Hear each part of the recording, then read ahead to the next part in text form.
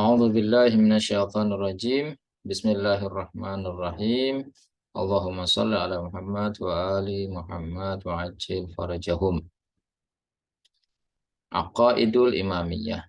Insyaallah pada kesempatan kali ini kita akan membaca kitab Aqaidul Imamiyah, keyakinan-keyakinan kelompok Imamiyah, karangan Ayatullah Syekh Muhammad Ridha Al-Mudzaffar.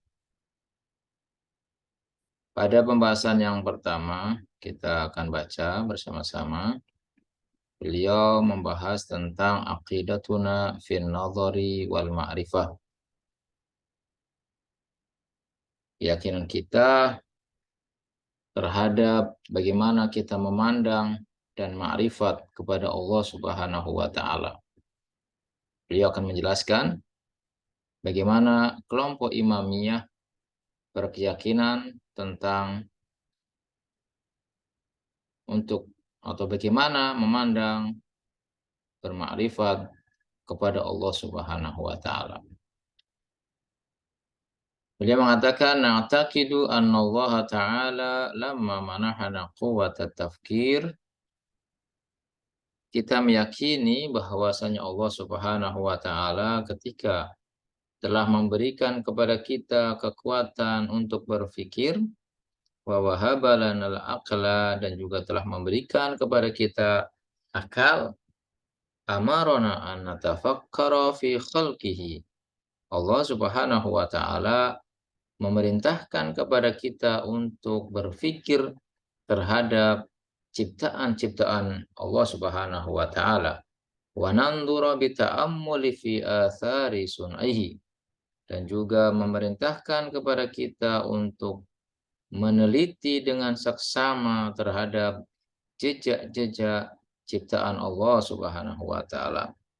Lalu wa natadabbaru fi hikmatihi, dan juga Allah Subhanahu wa taala memerintahkan kita untuk bertadabbur, untuk merenungi terhadap hikmah-hikmah ciptaan Allah Subhanahu wa taala, wa itqana tadbirihi fi ayatihi, dan juga mentadaburi, merenungi akan kesempurnaan pengaturan Allah Subhanahu wa taala terhadap tanda-tanda kebesarannya, fil afaqi wa fi anfusina, yang terdapat di alam semesta ini dan juga terdapat di dalam jiwa diri-diri kita. Qala ta'ala, Allah Subhanahu wa taala berfirman dalam surat Fussilat ayat 53, Bismillahirrahmanirrahim, sanurihim ayatina fil afaqi wa fi anfusihim hatta yatabayyana lahum annahul haq. Kami akan perlihatkan kepada mereka tanda-tanda kebesaran kami di alam semesta dan juga di dalam diri-diri mereka, sehingga menjadi jelas bagi mereka bahwasanya Allah Subhanahu wa taala adalah hak. Kemudian beliau melanjutkan, wa qad dzammal muqallidina li abaihim. Setelah beliau menyampaikan bahwa manusia telah diberikan oleh Allah Subhanahu wa taala kekuatan berpikir dan akal dan perintah untuk berpikir dan merenungi terhadap ciptaan-ciptaan Allah taala, dan juga dasar-dasar dalam Al-Qur'annya juga ada, maka beliau melanjutkan bahwa wa qad dzamal muqallidina li abaihim. Allah Subhanahu wa taala telah mencela bagi orang-orang yang bertaklid, bagi orang-orang yang mengikuti dalam hal akidah, dalam hal ma'rifat kepada Allah Subhanahu wa taala.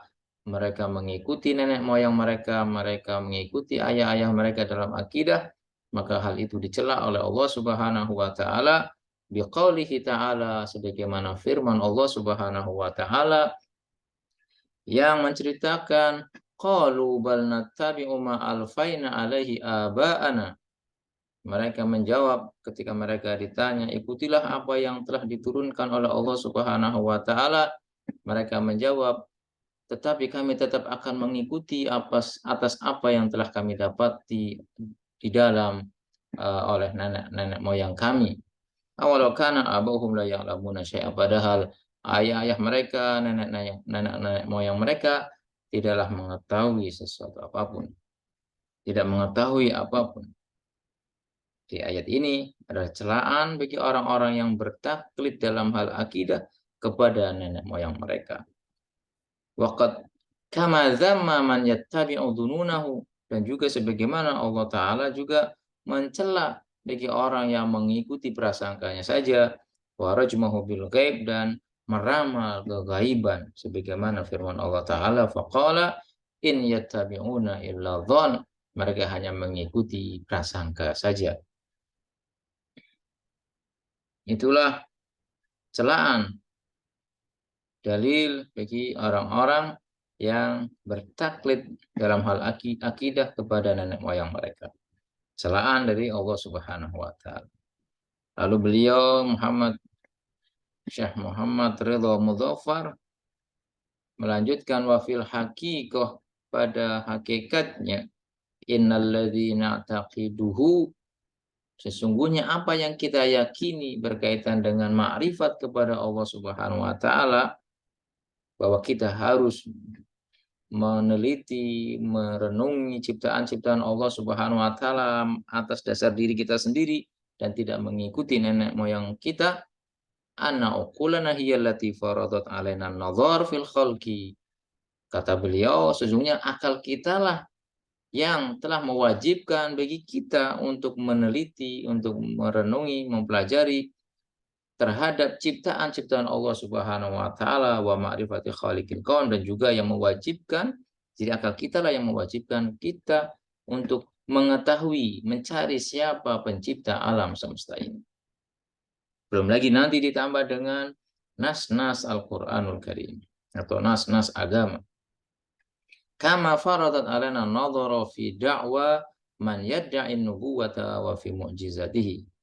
Sebagaimana juga akal-akal kita lah yang mewajibkan bagi kita untuk meneliti, untuk mempelajari pada klaim, pada dakwaan orang yang mengklaim dirinya sebagai seorang nabi dan memiliki mukjizat. Maka akal kita pun, sekalipun tidak ada nas agama, tapi akal kita sudah bisa menilai bahwa ketika ada orang yang mengaku nabi, pasti akan dicek terlebih dahulu, pasti akan diteliti terlebih dahulu. Itu hukum akal mengatakan demikian. Wala yasihu indaha taqlidal ghair fi dzalika. Dan beliau mengatakan, dan kita tidak dibenarkan ketika memiliki akal, ketika sudah diberikan fasilitas oleh Allah Subhanahu wa taala yaitu akal, lalu kemudian kita mengikuti yang lainnya dalam hal mengenal Allah Subhanahu wa taala, dalam hal akidah. Mahma takun lidzalikal ghair manzilatun wa atharun. Sekalipun orang lain tersebut memiliki kedudukan dan pengaruh. Jadi tidak diperbolehkan, tidak dibenarkan bagi kita mengikuti dalam hal akidah kepada orang yang memiliki kedudukan ataupun orang yang memiliki pengaruh di tengah masyarakat. Lalu beliau tambahkan, wa ma jaa fil Qur'anil Karim minal hathi 'ala tafkir wa tiba'il ilmi wal ma'rifah, dan juga ditambah lagi apa-apa yang datang, yang ada dalam Al-Qur'anul Karim, yang terdapat anjuran untuk berpikir dan juga anjuran untuk mengikuti ilmu dan ma'rifat. Al-Qur'an banyak anjuran-anjuran di dalamnya tentang demikian. Fa inna ma jaa muqarriran li hadhihi al-hurriyatil fitriyah, li hadhihi al-hurriyatil fitriyah fil uqul. Dan apa-apa yang datang dalam Al-Qur'anul Karim itu adalah sebagai pernyataan terhadap kebebasan fitrah dalam akal. Allati tatabaqat 'alaiha ara'ul uqala, yang mana hal ini sesuai dengan pandangan para uqala, pandangan para ulama. Wajah munabihan lin nufus, dan juga yang ada yang datang dalam Al-Qur'anul Karim juga sebagai pengingat, sebagai pembangkit terhadap jiwa-jiwa ala majabalat 'alaiha minal isti'dad lil ma'rifati wat tafkir, sebagai pembangkit, sebagai pengingat bagi jiwa-jiwa yang mempersiapkan, yang dipersiapkan untuk bermakrifat dan berfikir. Wa mufattihan lil azhan, dan juga sebagai pembuka bagi zihin-zihin pikiran kita yang selama ini mungkin beku dan yang lain-lainnya. Wa muwajjihan laha ala ma taqtadihi tabi'atul uqul, dan juga sebagai lebih fokus, sebagai perhatian terhadap akal-akal tersebut yang menuntut, ya, lebih fokus untuk bermakrifat, untuk menggunakan akal kita untuk berpikir, karena hal itu adalah tuntutan daripada akal atau rasional kita. Fala yasihu wal halu hadhihi, maka setelah ini, dalam kondisi semacam ini, tidak diperbolehkan, tidak dibenarkan ketika kita sudah diberikan fasilitas akal dan juga diturunkan Al-Quran, an yahmilal insanu nafsahu fil umuril i'tiqadiyah. Tidak dibenarkan dalam kondisi semacam ini seseorang menyepelekan dirinya dalam urusan akidah. Oh yattakila ala taqlidil murabbin, atau ia menyerahkan dalam urusan akidah kepada atau mengikuti para pendidik. Oh ayyi ashkhasin akhirin, ataupun ia mengikuti orang lain dalam hal akidah. Maka hal ini tidak dibenarkan. Maka yang harus dilakukan adalah bal yajibu alaihi bihasabil fitratil aqliyah, bahkan wajib baginya sesuai dengan fitrah akal, al muayyadatu bin nususil qur'aniyah, yang juga diperkuat dengan nas-nas Quran. Hendaknya manusia atau seseorang tersebut an yafhaso wa yata'ammala wa yandura wa yatadabbara fi usuli i'tiqadihi fi usuli i'tiqadatihi al-musammati bi usuliddin. Hendaknya ia memeriksa, meneliti, merenungi, mempelajari, dan juga mentadaburi di dalam dasar-dasar keyakinan dirinya yang disebut dengan usuluddin. Allati ahamuha at-tauhidu wan nubuwah wal imamatu wal ma'ad, yang diantara yang paling penting pembahasannya dalam usuluddin adalah tentang tauhid, pengesaan kepada Allah Subhanahu wa taala, nubuwah kenabian, imamah kepemimpinan, dan al-ma'ad hari kebangkitan. Lalu beliau melanjutkan setelah menjelaskan kita diberikan akal dan diturunkan Al-Qur'an, lalu waman qallada aba'ahu aw nahwahum, dan lalu kemudian ketika ada orang yang bertaklid terhadap ayah-ayah mereka dalam hal akidah, atau bertaklid kepada yang lainnya, fi i'tiqadi hadhil usul, di dalam akidah dasar-dasar ini, maka ia telah melakukan faqad irtakaba syataton, maka ia telah melakukan perbuatan yang melampaui batas, wa zagha 'anis siratil mustaqim, dan ia telah melenceng, telah sesat dari jalan yang lurus, siratil mustaqim. Wala yakunu ma'dzuran abadan, dan hal itu tidak dimaafkan selama-lamanya. Wabil ikhtisar, dan kesimpulannya, indana huna iddia'an, di sini ada dua tuntutan. Yang pertama, al-awwal wujubun nadhari wal ma'rifah fi usul al-aqaid. Kesimpulan atau ringkasan yang pertama, tuntutan yang pertama adalah wajib untuk meneliti dan mengetahui dalam dasar-dasar akidah. Jadi seseorang harus mempelajari dengan sendirinya, harus bermakrifat dengan sendirinya dalam hal akidah, wala yajuzu taqlidal ghairi fiha, dan tidak diperbolehkan mengikuti yang lainnya dalam hal akidah. Kedua, in hadza wujubun aqliyun, sesungguhnya hal semacam ini, bahwa kita harus meneliti, harus mencari, harus merenungi untuk makrifat kepada Allah Subhanahu wa taala, adalah kewajiban akal. Akal menilai terlebih dahulu sebelum adanya syariat bahwa itu adalah suatu kewajiban, bahwa itu adalah manusia tidak boleh bertaklid kepada yang lainnya dalam hal akidah. Qabla ayyakuna wujuban syar'iyyan, sebelum kemudian syariat mewajibkannya. Sebelum syariat datang, akal sudah menilai bahwa itu adalah wajib untuk meneliti, mempelajari sendiri tentang hal akidah. Aila yastaqi ilmuhu minan nususi dini, atau dengan kata lain bahwa ilmunya tersebut tidak didapatkan dari nas-nas agama. Artinya, sebelum datangnya nas-nas agama, akal sudah bisa menilai bahwa kita tidak diperbolehkan bertaklid dalam hal akidah.